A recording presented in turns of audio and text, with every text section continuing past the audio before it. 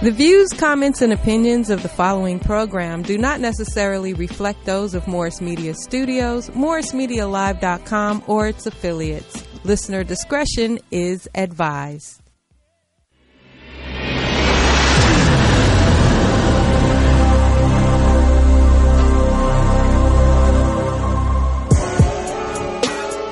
Fly motherfucker named Mellroz, mixtape heroes. He went from nothing to something, niggas keep frontin'. Play in the background, hop on the whack rappers, push this shit back down. Mellroz and he back now. He ain't ever been nowhere, but he back now. Like, nigga, what? Hey, yeah, everyone. Wonder. What's going on tonight? I'll call my homie, man. I got dips on. We are live. I was caught up in the nostalgia. I was too, actually. Yeah, that was fun. I was caught up in the nostalgia of the whole. And just to let y'all know, I'm going to be leaking all the music via this show. Via this show. I came across 134 songs leaking, each and every one of them here. Good morning, America. Easy. We are the 3.5 Kings. Yes, We're indeed. so Good happy morning, to be good here. morning, good morning. We apologize. I know that a lot of you people have been tuning in since 10:30 this morning, eagerly awaiting the arrival of the Kings. We're so sorry for Yes, being indeed. late. Yes, We're indeed. going to blame it on Mr. Uncutt. We're going to blame it on Mr. Uncut. The worst thing to be in LA is in a rush. Big facts. Right. In a Right. rush. Big facts. Driving down these streets in a rush will make you do some crazy stuff. So For you sure. have to leave early. That's the whole thing. Once you're a veteran in Los Angeles, you know how to approach situations such as morning time Traffic. commute. You have to plan for the unexpected in Los Angeles traffic. To leave at the time it's going to take you to get to a destination is actually to be late, my brother. Yes, indeed. And I thought I did so, and it didn't pan out that way. So I definitely, LA traffic, middle finger to you. Guys, apologize. That's all right. Definitely my fault. We're going to start making being late as sinful as saying the N word when you're rocking with the 3.5 Kings. If you're late, if you're we late, need that jar. you're going to have to put some money into the jar. $1 an N word, $3 a minute on tardiness. $3 a minute. I was like 11 minutes.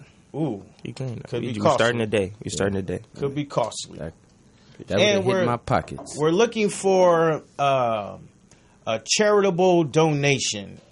Our negligence will prove to be in your benefit. We're looking for a charity that we can donate the N-Word Fund to. Yes. In behalf, every single month, we're going to donate our filthy mouths to your charity. So some charities, please chime in. We want to support you, the 3.5 Kings. We have a great show planned for you. Today is indeed. going to be about politics and...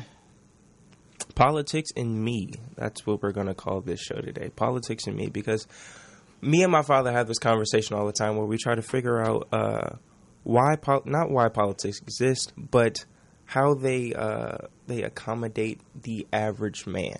Right. And I can see it, he can't, and we're going to figure out if it actually, is true that politics affects each and every one of us. Am I correct? I guess that's one way to look at it. We're just gonna talk about politics and what it means and how it all plays a part. I think in the worldwide issue of oppression, because Yes. I think that's one of the things that you fail to Take into involve consideration. in the whole political arena and why everything is set up the way it's set up. So. First, let's talk about the weekend recap. Weekend recap. If I can recap, yesterday we all got together and we watched the first preseason Laker game, right? I didn't get that email. And I was so disappointed. And Bron? And Bron, he came through and dropped 9 points. Okay. And got dubbed by the Denver Nuggets. By the Nuggets. Well, Dubbed. What? So what do you think the problem was? What's the problem is? Everybody was trying Had to an look off cute. game? Everybody was trying to look cute. It was all fly. They was Facts. fly when we saw them in the jerseys. Facts. Tip off, everybody Pause. was fly. Fly like everybody what? They had was it fly. Some of the brothers had it You can tucked see- in. That was some a of them pause had it- moment? I don't think that was a that pause pause? moment. These brothers look fly. Like They looking looked like they fly. Okay, talk They to me. were worried about how they were going to look in LA instead of how they were going to play in LA. I seen Bron. I said, wow, that is a haircut. Hey, Cooley said, hey, by the end of the second quarter, Bron hair going to be gold. Don't even worry about it. And he was right. And he He was right. came swaggy. He came swaggy. But he dropped 9 points, and at the end of the game, his hairline was gone. Has Bron ever not showed up to the game swaggy, ready to play with the whole look? Or what are you guys talking about? We're talking about the fact that King James came to L.A., he suited up for his first game, and he dropped 9 points, and he played a lot of minutes. Right.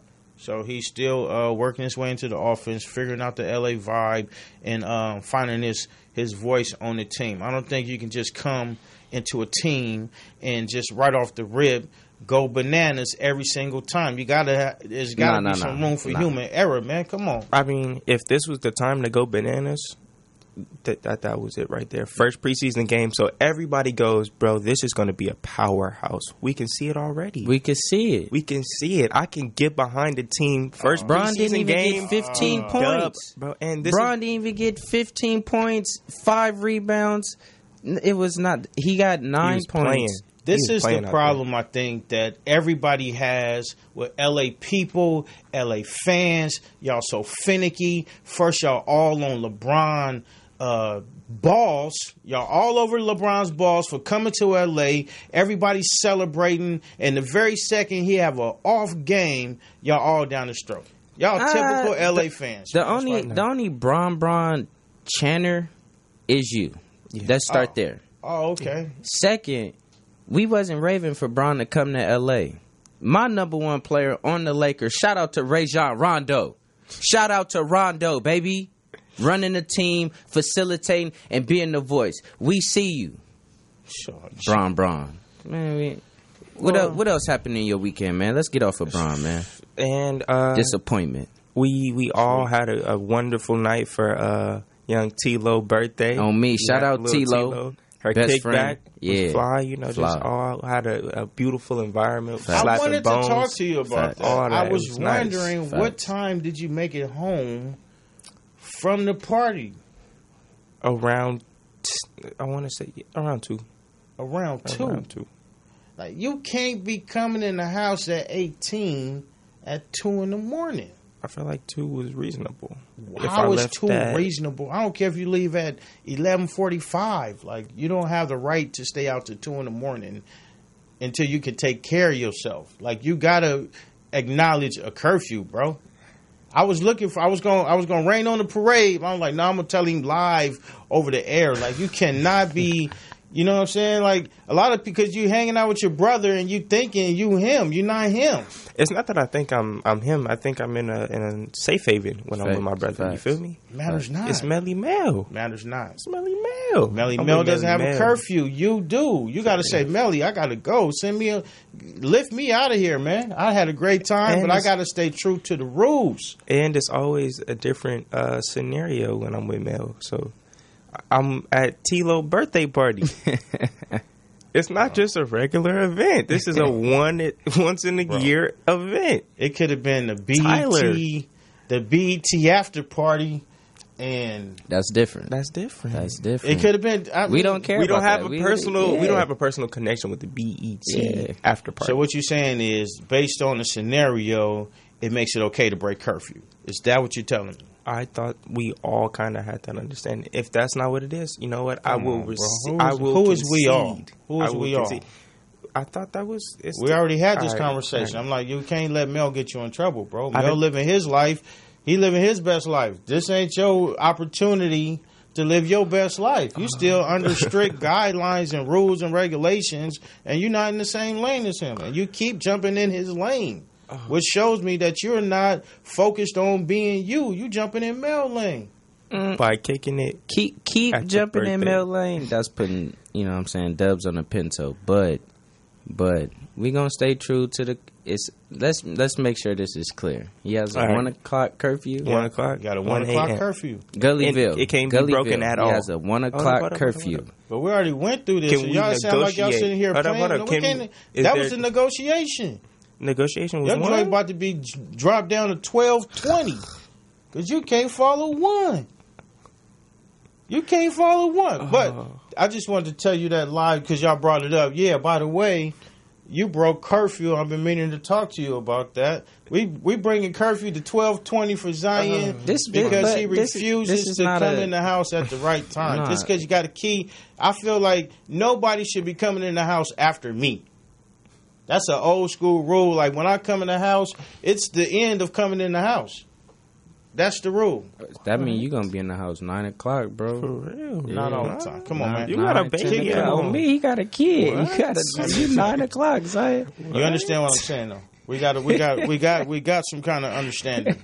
We got some kind of. Hey, what time if you have kids, call in. Is it okay to ever break curfew? Not even 11. You was at home at like 8. When? For real. Last night. I was home 10 minutes after y'all. Last night got to do with anything. I'm talking about when you go out, you got to respect curfew, man. He went out last night. Okay, bro. See, we not he getting like to a two. good He place. like 2 for 10. He only broke like twice out of 10. He 2 for 10. Hey, you on some like he 10 bad. for 10. That's He's 7 bad. for 10. That's bad. When Yeah, you break you making it seem like I'm coming home late every night. And I'm like we home just with you. out chilling doing some. We was Tyler's birthday. Bro. Tyler's birthday is going to just messed up your curfew by 40 minutes. You're 12:20 now. It's 12:20. 12:20. That's cool. We about to make 12:20 fly. That's what you got to do. Fly. That's what you got to do. Now, what else? What's up with you, my brother? How you doing? I'm good. I had the same weekend he had. I was right there. I was I right there with him. the same the whole weekend week. he had. The whole weekend. That's my Easy. boy. Okay, I could dig that. So, I say we dig into this segment, man, because I'm eager to talk to Zion about his political views, his political understandings, and most importantly, I think the source of information, where he getting his information from. Every time I walk into the house, they got the same European faces on the TV talking this liberal rhetoric, and I think he's sitting there sucking it up like a kid ready to go postal on his community. Mm-hmm. I'm going to preface all of this by saying whenever I try to feed myself any information, right, I look through the lens of truth, as they would say. Wow. And through the lens of truth, I don't see color. So if my father would like to place a magnified emphasis on what color the people that I'm listening to is, I feel that he is missing the complete point of listening to these people at all. I think that was a solid statement. That was a very solid statement. It's a solid statement, but at the end of the day, you got to understand, like, first you got to know thyself. And until you understand thyself, you really can't be manipulated by anybody. When you start thinking about everything that we've been through as a people, it was based on their words. We've been suppressed and oppressed by their words. And when you start listening to their words and how they put them together so eloquently, you sit there in amazement, making it seem like what they're saying is actually right, when it's really complete tricknology. This is basic tricknology 101. And if you have never been exposed to real enlightenment, real self-love, real self-pride, then it's easy to get caught up in this white man's world. Way easy. I think that's a fair statement too. But that was a solid statement. I think that's a very fair statement. But to give myself a little history, I guess, on where this ideology came from. Mm-hmm. Which one are we talking about? How I converted from what people say was a liberal to a Republican. So let me get this and right. I wouldn't even say I would. Let me get this right. You have converted. Yes. As if you once started as something else. Yes. All right. Because I did start as something else. What did you start as? As a liberal. I was very liberal, and when I've always been into politics. Like this is something that I'm just being open with for the first time. And this is why it's so crazy, because I've never been open about it. And now people think I'm coming from, you know, all out of nowhere. But this is something I've always been interested in. Coming from Marietta. Like I'm coming. And that's what it is. That's what it is. I came from Marietta. If you guys don't know, he went to a predominantly white high school, and he lived in a predominantly military white neighborhood. Yes. So this is the conflict. You're coming from a white high school background, and you're back in L.A., and you're talking to us white ideologies. As you would say, white ideologies. Mm-hmm. Excuse me. Mm-hmm. But I don't think there is a race attached to the ideology. I think it's more about how you see government and how you feel that they should be governing us. Now, let me ask you a question. How do you view government? Do you view it as something that is a system that is set up for the people, designed to help the people and take care of the people? Or do you see the government as a shadow that's infiltrating all things opposing the idea of what we're setting up? So, like when somebody says something against the government, they come in, shut them down, annihilate them. Not like, okay, you got the freedom of speech, you got the right to feel how you want to feel and act the way you want to act. You know what I mean? How do you view the government? I'm going to look at the camera when I say this one, too, because I want everybody to feel me. I want everybody to feel me. We're all trying to feel you. I believe that government is a necessary evil. Government is a necessary evil. Government is something that we know needs to happen, but we know shouldn't happen, because when you put people over people, there's always going to be a bridge for corruption. Okay, so when you say it's a necessary evil... It's a necessary evil. Who should the evil be played out on? Who should the evil be played out on? Yeah. Right. What do you mean? I mean, if it's a necessary evil, meaning that we have to be evil to someone or something, where do you think the evil is being pointed at? The evil is always going to be pointed at the people who are being governed, because in some degree they will be suffering from the corruption of those that we put in power. Okay, so you made a very important point. Mm-hmm. So you think we put people in power? We do. Okay. How is that? This is a beautiful segue into what we say is the voting segment. Am I correct? Okay. Because we decided to talk about voting. And I believe that if you don't vote and you don't use what is your constitutional right to pick who you because this is where the idea of America actually came from. It's the idea that I pick someone who represents me. Okay, so I have a question. Yeah. So in the terms of voting, because I'm the one that's not too political as far as like being by the rules and all that. That's not me. So I'm just chiming in, and I'm just, you know what I'm saying, not the biased guy. I'm going, you know what I'm saying. So when it comes down to electoral votes, and what is the other one? It is the popular and electoral. Popular and electoral. So which one actually matters? The popular, because the popular is for the people, right?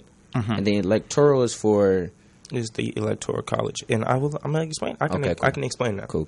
The popular vote is actually it is supposed to gauge how the electoral vote is taken. Right. So if say you win 32 electoral votes in California, or however many they are in California, and this many in this state, and this many in this state, many in this state, the electors in that state are gauging how the people want to vote, basically. Now, let me ask you a question. The people that you say are gauging who they're going to represent and going to make their electoral vote, right? Yes. What is their obligation to vote in behalf of the people? There is no obligation, actually. So they can actually go in and vote for anybody that they choose, despite what the people are saying? Yes. How is that fair? Because in the words of, I believe, Thomas Jefferson, they say pure democracy is 2 wolves and 1 sheep voting on what's for dinner. Meaning that pure democracy is really slavery, in the sense that it's 59% of the people voting for what the rest of us should do.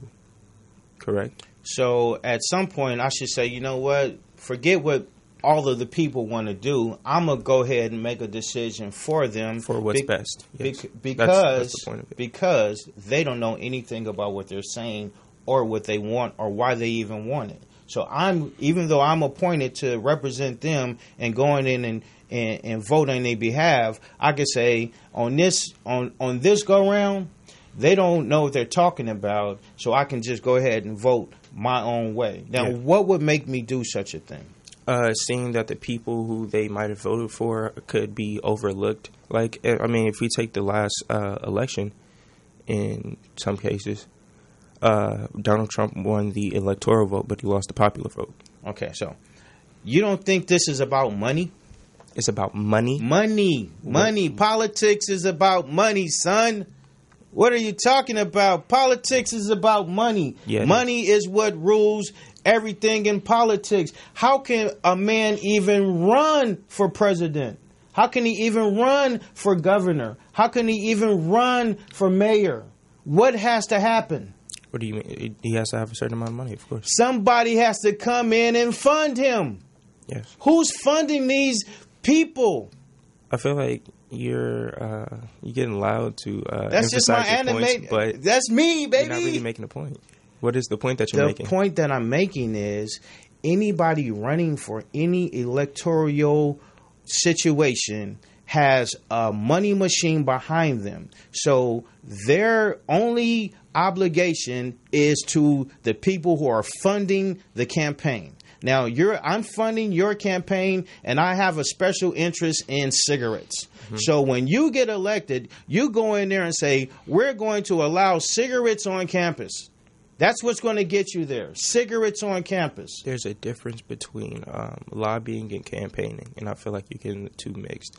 There's no difference. We can lobby for... Bro, who's funding the campaigns? Special interest the same groups. People aren't always special funding. Interest groups. Okay. There's a special interest groups called Mothers Against Drunk Driving. They fund a lot of political campaigns. I don't believe that's a bad thing. I'm not saying it's bad, but it's in order for what to happen once you get in office. That you push their propaganda. You push our agenda. We want to pass that anybody with the 0.5 in their blood should be considered a drunk driver. Says Maria, whose son died in 1974, and everybody there after her. Yeah. So even the same thing with you can. But my point is, you can take that with any industry. Any industry can say, we want to put money in your pockets for you to look favorably on us when you are in office. There's no problem with that. I don't think that's a problem. I can see if you talk about. But the problem becomes the people that are in position to fund these campaigns. The people that are in position to fund these campaigns are oppressors, and they're oppressors. Yeah, you gotta elaborate on that a little bit. So when it comes down to because the real topic is, how does politics affect the everyday man? Yeah. So the everyday man is the man that is this fair to say is the ones that are oppressed? Is that fair to say? Actually, I believe that government is oppressive to the everyday man. Okay, and this is why we should try to limit government in every way we can. Limit government and support the government and elect the people that. Yes. Let me ask you the question. This is a very serious question. I'm sorry. The people that you vote for, right? Where do they come from? Where do they come from? Yeah. What do you mean? It's like there's a philosophy called the love and logic parenting method. Now, basically, it's like you take little Zion, right? And you say, Zion, you give him the opportunity to feel like he's making a decision for himself in his life. You say, little Zion, come here. What do you want to do today? Go to the park or go to the movies, right? So now I've already created what's about to happen, right? But I make you feel like you're in power to say, oh, I get to make the decision. Hey, I'm going to the park. All right, cool, you're going to the park. It's the same. Now we take little Zion, and now he's Zion voter. Yeah. Right? And we say, Zion, who are you going to vote for? Romney or Obama or Trump or Hillary, where do these people come from? That would work. Your point or your idea, it would work flawlessly. Listen, I'm just asking you a question. Here's the question. This is what I'm saying. I just want you to answer this question. Where are these people coming from? What do you mean? Like, they're campaigning. They campaign for certain organizations or certain. But who puts parties. them in front of you? Who puts them in front of us? Because it's not like you say, you know what? Do they put themselves in front of you? That's what they do. They put themselves in. Yes. So are you 100% positive of for that? you to become a presidential candidate, to become a governor or a mayoral candidate? All of these things, all you have to do is announce that you are running and meet all of the criteria. I meet all the criteria, right? Yes. Now, what makes me the front person? The front person? Yeah, the front person for the party. Polls. These are what people are asking for. They want you instead of somebody else. And even if it's not that, whenever you do vote, you have the option to write in somebody. Bro, so what I'm saying is, it starts off with 400 people on the ballot. Yes. Right? Yes. 400 people on the ballot. At some point, it becomes 12 people. Yes. Or why is that? Because people are constantly polling, seeing who. No, that's not why. Money. You cannot get in front of the public eye without a huge bag. You know how much Obama spent on his campaign? $1.14 billion. Yeah. $1.14 billion. And did Obama spend that, or did the people who were behind him? So when people ask why did not Obama didn't do anything for black people, it's because he couldn't. It's not because he couldn't. It's because we gave him a lot of support with no money. Big facts. How can you support somebody with no money? How can you support somebody with no money in politics? How can you support me with no money, bro? What do you mean? I'm asking how.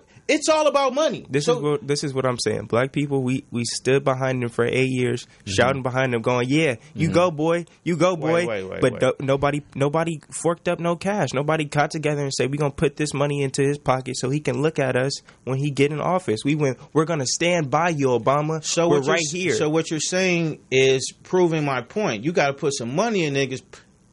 You got to put some money in somebody's pocket for them to even take notice of you. I mean, but that's just how politics is. It's not to take notice of you. It's really to. Wait a minute.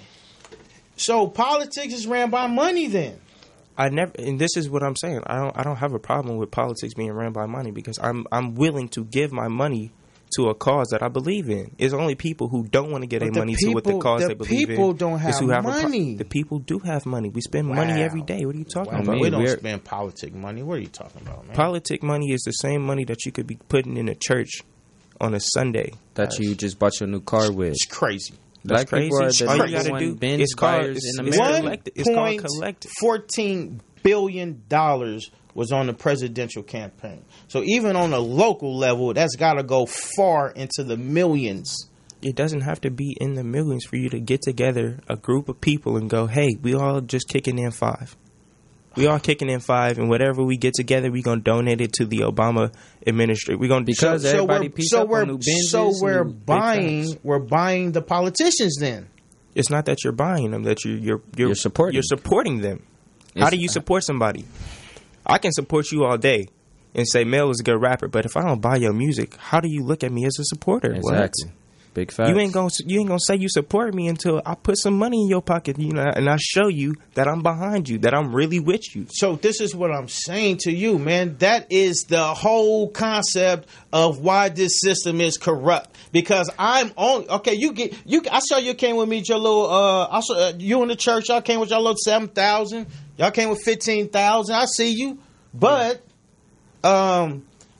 this guy over here came with 75,000. So yeah, I'm gonna take your little money and I'm gonna see what I could do. But more importantly, my real loyalty lies to the 75,000. And then when I get the 150, I'm more so inclined to deal with the 150. I know you gave me 30,000. So what? That's nothing. I think that's a fair analysis, but you have to take into account that they're not gonna just go, "Well, you gave me 30,000. That's cool." But it's somebody else who's giving me more money. They're gonna still take you into consideration. But what they won't do is when you go, hey, I support you, bro. Keep doing what you do. And he look at you like, that's all I'm getting? I'm getting a high five. I'm getting a pat on the back. I appreciate it. But I don't know if I can show any loyalty to you if you're not really supporting me monetarily. And you know I'm running for a public office. So this is where we have to get into. I understand. Public offices are ran by the people because we either pay for these people to be in office or we let somebody else pay for them to be in office. You can say that, period. So now it's the responsibility of the constituents to put the money into the people that they're electing to represent them's pocket. So the community now has to put all the money into the politician for me to get you to do what's right by the neighborhood.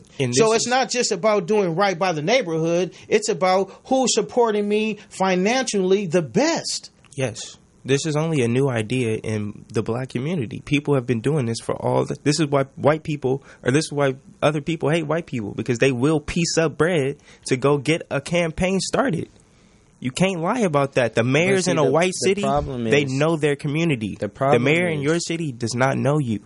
Why? Bro, because you don't care. Most people don't care. It's a mayoral election coming up. The problem is that there's no real money like how there's real money in these white neighborhoods in the inner city. So for the governor to know his people within the community, you know how much money you have to spend. You have to be at the government's dinner at the ball, $1,000 a plate. Nobody's saying you have to. We're talking about small investments that you can get together with your neighborhood.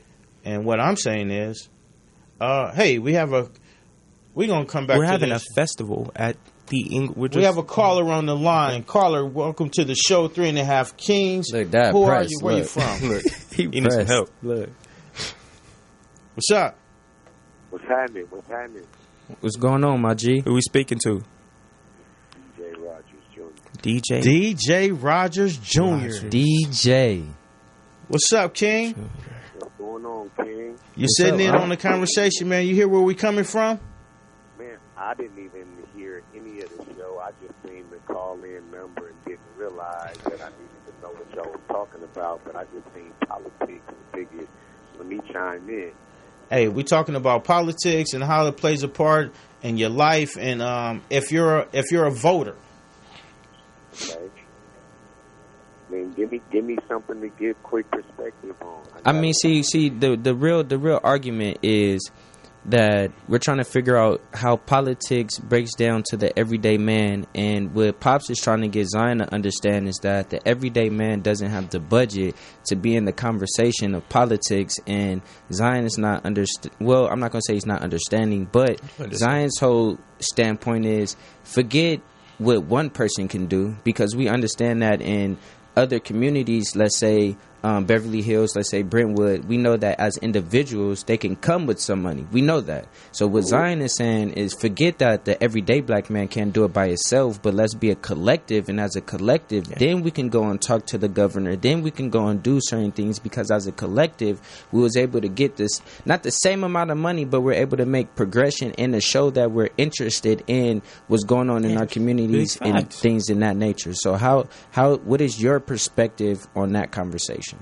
Well, what I believe is, this conversation, it lends ode to what I believe the title of y'all's show is about, 3.5 Kings. Not to take anything from my nephew Zion, but he's a half a king right now. Wow. He's still a young man. He's growing into a full king. Mm-hmm. Word up. Mm-hmm. So let me just hook the train up so you can really see where I'm going, and there's no ego or pride issue that matters. What it is Zion being a young king.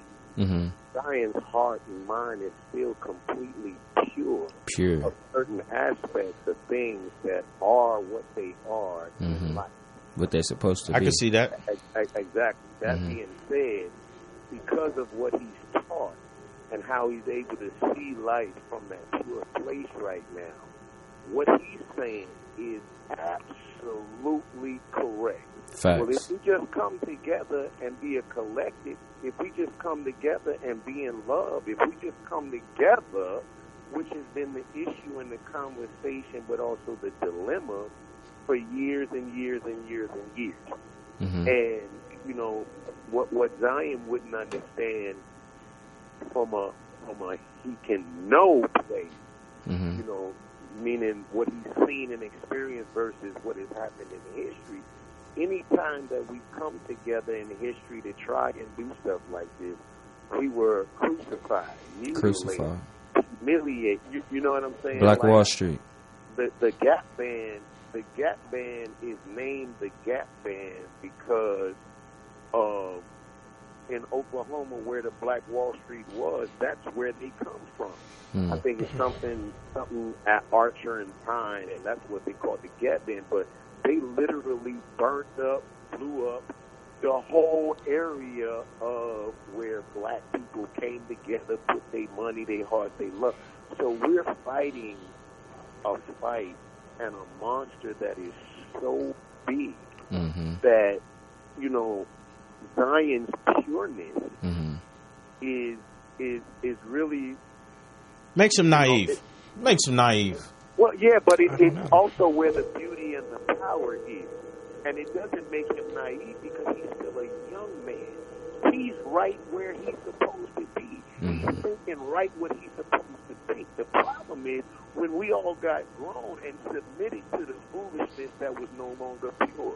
Because if everybody remained in the state of mind that Zion is in, like Zion is absolute. Let me say, even the Bible talks about out of the mouths of babes and how, you know, if you pay attention to the children, you know, and how you must become like a child. There's so many keys in that. What do you mean become like a child? But I'm grown and I have responsibility. Right. It's the pureness. It's Right. the love. Right. It's the, you know, I don't have no intentions or motives or deceit. Right. Right. You know, so he's absolutely right. And Woo! we all began to adapt that spirit of love, which is, you know, my whole personal thing at this point is, you know, love is a lifestyle. Yes, it is. And you have to learn it, then you have to live it, and then you have to give it back. Gotta love it, learn it, live it, and give it back. Amen. Amen. Hey, thanks for calling in, DJ, man. Yeah. Keep tuning Thank in, you, brother. sir. We appreciate you chiming in. Man. Some very powerful words from the Grammy nominated Singer-songwriter DJ Rogers. Shame, Come on Carl now. Thomas, now. Summer Rain, 112, Only You, and there's a list of other hits. Thanks for calling in, sir. King. We're going to catch you on the rebound. Man, I love y'all, man. Love you too. Man, we hanging out for my birthday on Friday, man. Let's get it. No Easy. doubt. Easy call. Easy call. All right, now, Nah, hey. I think he misunderstood totally what we were talking about, and I feel like he got it. He got it completely, actually. He actually received everything I was saying. And was articulately able to. And I have to give it to Melvin for actually articulating it correctly. You feel me? Facts. But when you start, let's keep things like, okay, let me ask you this. When you talk about the political process, define to me what the electoral college is and how it came about. How it came about? Yeah. I'm not 100% on how it came about, but I know what it is. It's basically a group of electors within a state, and every state gets a certain number of them.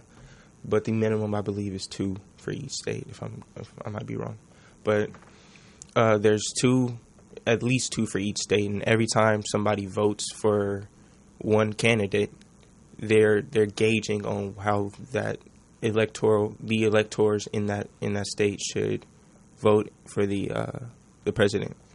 The Electoral College, a body of electors established by the founding fathers to end the dispute between Congress and the voting public over who is best equipped. Yes.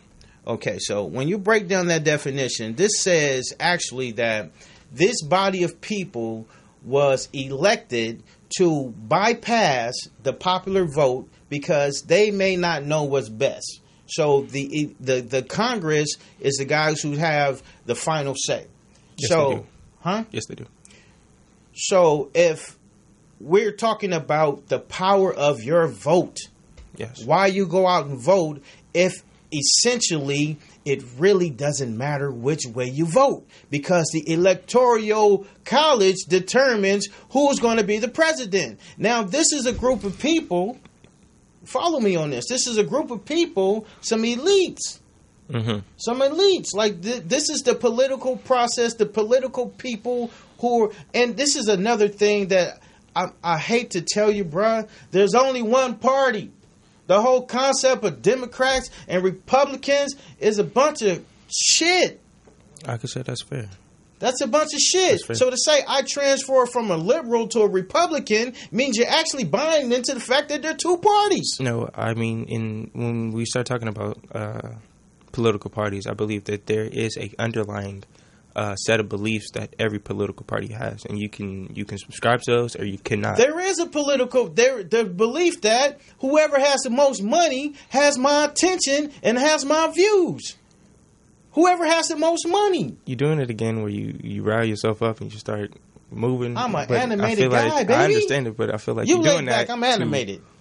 Put out this it's called like passion. It's called passion. I have passion about everything I'm saying too, but when we talk about, like I said, when you talk about liberals and Republicans, there is a liberal ideology and there is a conservative ideology.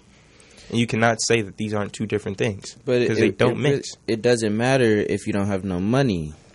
And this is what I'm saying. I will concede. Like, ideologies really doesn't, like, the whole scam is ideologies. That's the scam. Here's an ideology, here's another ideology, here's another ideology, but really, that don't matter. Your ideology matters if you got 100 bands. But even more important, for the common person that goes up and says, you know what, I'm going to vote for Romney, or I'm going to vote for Obama.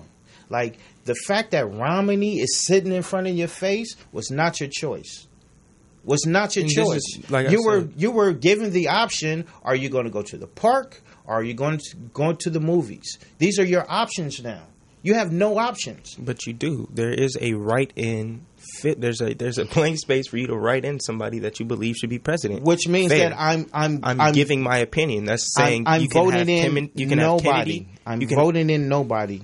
You can think of it as nobody if you want to, but that there's Kennedy and there's Romney and there's whoever you want to put right here. Okay, so what is the point of because let's keep this all tying in. Let's stay on track. Yeah.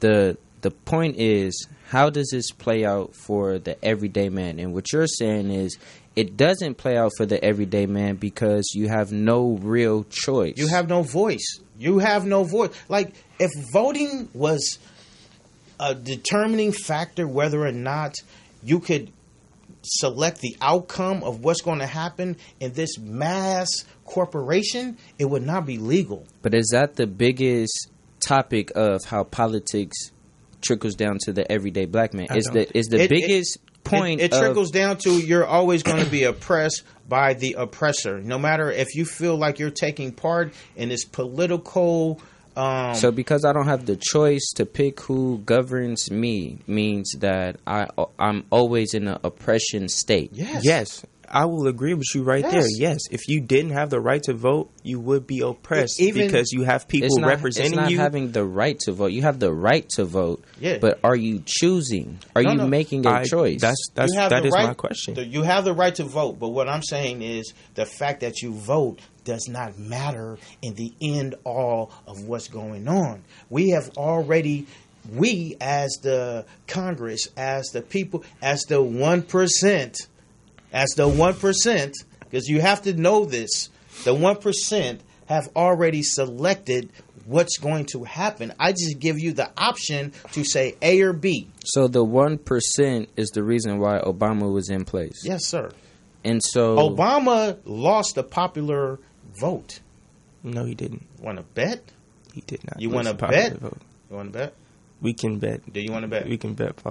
All right. Obama did not lose the popular vote. So everybody voted for Obama. This is how you know everybody voted for Your Obama. phone is right there. Most of the people who voted for Donald Trump voted for Obama. These are facts. Fact check. These are facts. Most of the people, the white people that voted and put Obama in office. Right there, bro. these are the same people that put Donald Trump in office. You think I came in here unprepared? It's not that you came in here unprepared. I'm fact check. Okay. Obama defeated Romney, winning a majority of both the popular vote and the electoral colleges. Obama won 51% of the popular vote compared to Romney's 47%. So, Father, you are wrong. Zion, you are right. I do this, man. I don't know why you're trying to throw these Dad, you're curveballs wrong. at me. Zion, you're right. Obama won the popular vote and the electoral votes. Both years. Big facts. Obama was I fact checked it. He was the president of the people. Everybody loved Obama. You can't phase that. Every president is the president of the electoral college. So if Obama won the popular vote and the electoral vote, does that furthermore move to say that the people do have some type of... No. So we just accidentally guessed right this. There are several instances where the popular vote was over... we're not discussing that. We're not discussing that. We're talking about a specific instant. I'm saying that doesn't determine it. So that's the answer. No, that doesn't determine it. Now I'm about to ask you another question. Let's talk. My further question is: so you believe that the 1%, the elites, wanted Obama to be in place for their own personal gains? Yes. And so then furthermore, you say that Obama he was pushing the agendas. Whatever the agendas were, he was pushing. No. I want you to talk to me. So I'm saying Obama pushed the agenda to go against the causes for black people. Did he make causes? And I can't say what exactly he did. I don't know. I don't. And here's the thing. I'm not really a political person, but what I do know that politics and black people are oil and water. Mm-hmm. They're oil and water. They don't mix. If you think based on history and just America. So within history, Zion, as far as where we come from, because we definitely have a history of slavery. Yes, we do. Right. Yes, so coming from slavery, then we had a lot of things put in order and designed to go against us in progression in America. Correct. Yes, we did. So with the Willie Lynch and with all these things going against us, you think that from then to George Bush, at some point they said, okay, we're not going to keep our foot on their necks? I think because ever since we've been here, they've had their. Is it safe to say they've had their foot on their necks? They have, and I'm not going to blame it on just white people being white people. I think wait. In history, we've always known less than we know now. In history, I'm saying I'm not sure before that's America. Before America, that's a fact. Yeah, that's not a fact, bro. That's not before a fact. America. Are you saying before America? When we got here, we was enslaved. I'm talking about in history. Period. We've known less about what would be morally right and whatnot before now. So we're gauging America as a moral circumference. I mean, you can say that the morality of the country has grown since they've landed since hanging a brother from a tree and castrating. Like the morals have softened up just a little bit. Softened up. That there's people who could see that and go, "This is completely wrong." I would say that most people in America right now could see a video of a lynching and go, "This is completely wrong." I can't believe anybody. Let me ask you this: who did this during that time could see this as right? Somebody during that time, right? Yes. How could they see that as right? Even back then, in the climate of just like who they were, how could you stand there at a pick a nigga and hang him, and then everybody standing around saying, "You know what? Good for him." Facts. You know what? All you have to do is look back into any time in history and go where they were doing something terrible to another human being and go, "How could somebody do that?"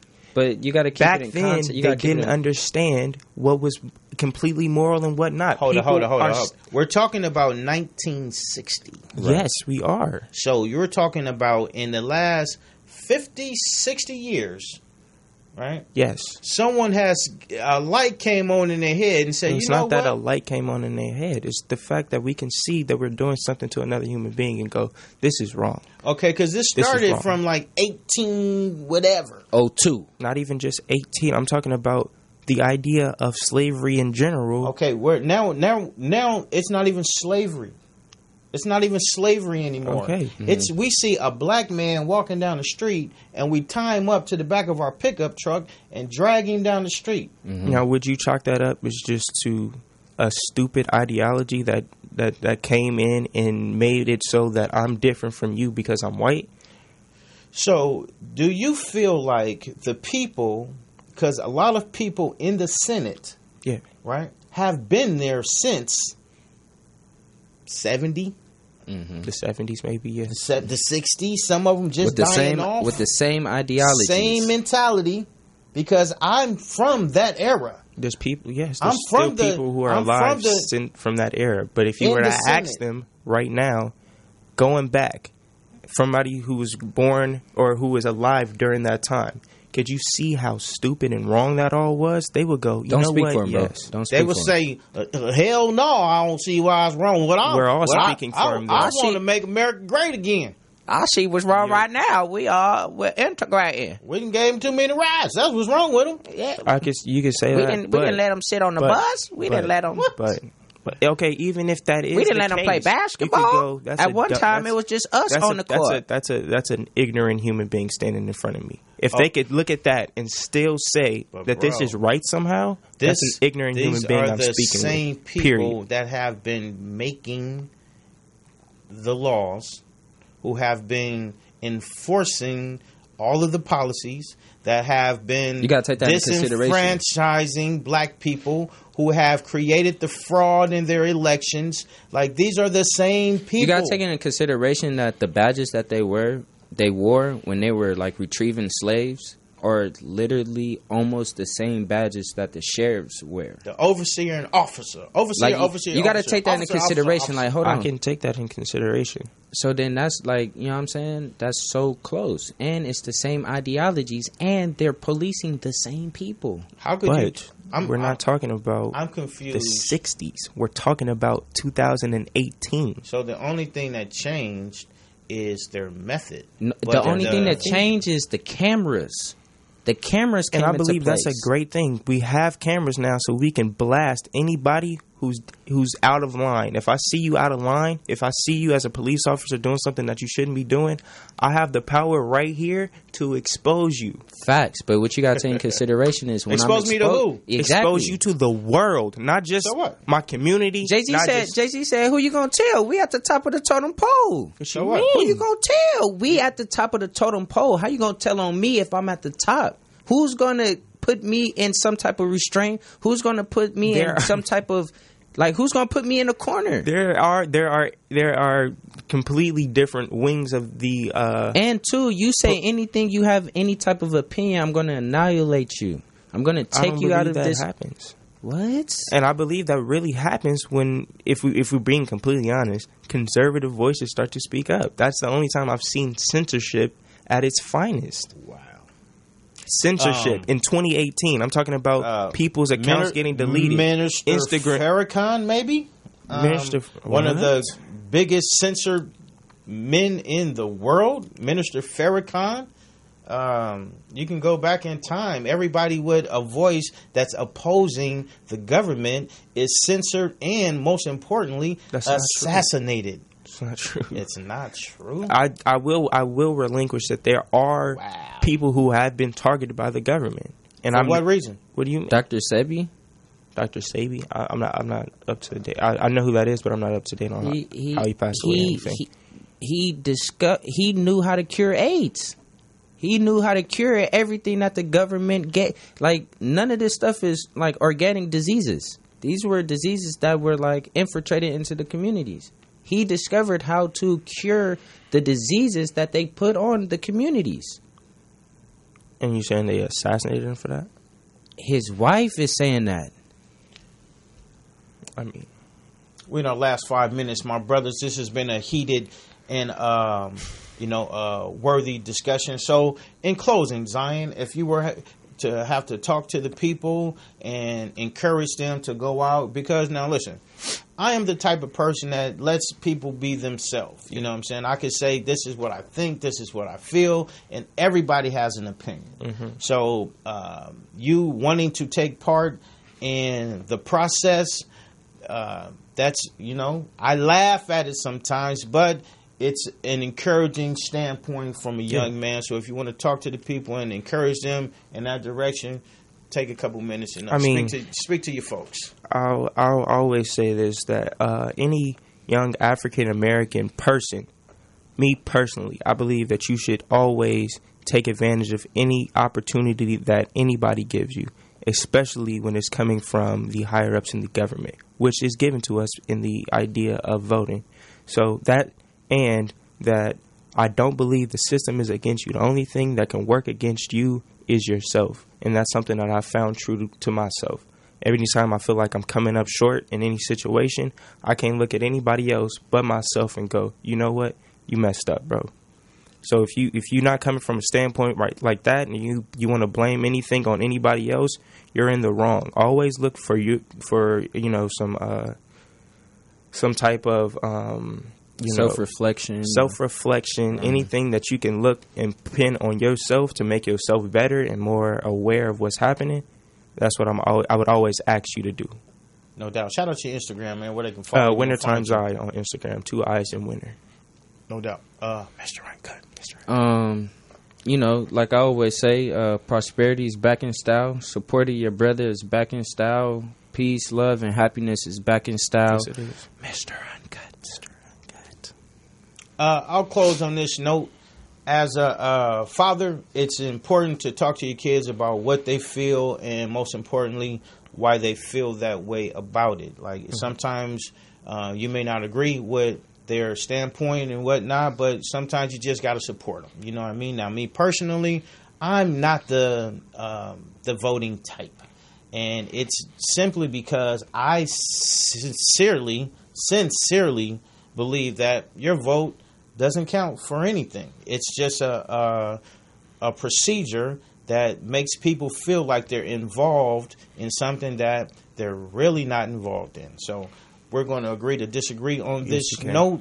3.5 Kings. Mm-hmm. I am Mellroz Uncut. It's been an honor. You're going to catch us here every Monday, 10:30 a.m. sharp.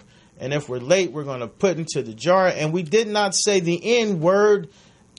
All but stupid today. You know what I mean? So we're making progress.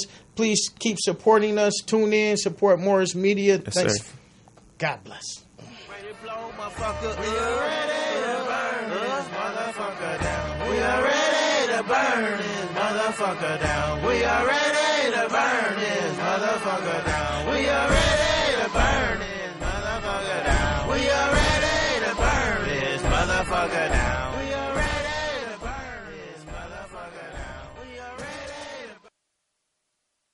The Consortium of Health and Military Performance, also known as CHAMP, of the Uniformed Services University of Health and Science, known as USUHS, is conducting a study to understand a possible genetic link between sickle cell trait, known as SCT, and exercise-related events, known as EREs, such as exertional rhabdomyolysis, muscle damage, heat stroke, and or collapse. We are inviting African-American men and women with sickle cell trait and their family members to participate. Participating in the study will require you to complete a health history questionnaire, a form authorizing our study physician to gather health information from you and your healthcare provider, as well as a one-time blood donation. In order to qualify for the study, you must meet the following criteria: be African American, be sickle cell trait positive, be able to read, speak, and understand English, be between the ages of 18 and 80, and currently not being treated for any mental or psychological disorders. Participation is completely voluntary, and your decision will not impact your healthcare. The results for this study are for research purposes only and are not intended to directly benefit any individual for confidentiality reasons. However, the results of this study are intended to help better shape policies and associated health risks affecting the SCT community. Participants may be compensated for their time. To join the study, or if you would like additional information regarding the study, please contact the study team by phone, area code 240-479-9514,